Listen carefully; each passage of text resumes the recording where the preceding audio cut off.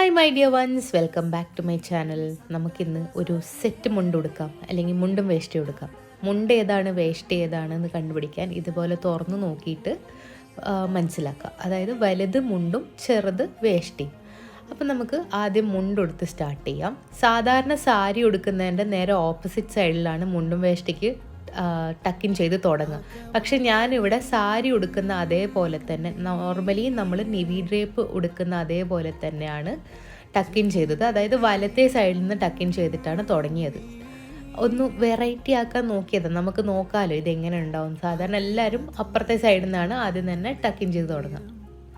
അപ്പം ഞാൻ ഒരു റൗണ്ട് എൻ്റെ ബോഡിക്ക് ചുറ്റും മുണ്ട് ചുറ്റിയെടുത്തിട്ട് ഒരു 3 പ്ലീറ്റ്സ് ഉണ്ടാക്കി. എന്നിട്ട് ആ പ്ലീറ്റ്സിനെ കൈ വെച്ച് നന്നായിട്ടൊന്ന് ഡിഫൈൻ ചെയ്തു. ഭയങ്കര ഈസിയാണ്. പുതിയ മുണ്ടായതുകൊണ്ട് നമ്മളിങ്ങനെ കൈ വെച്ചിട്ട് പിടിച്ചു കഴിഞ്ഞാലും അത് അവിടെ ഇങ്ങനെ നിന്നോളും.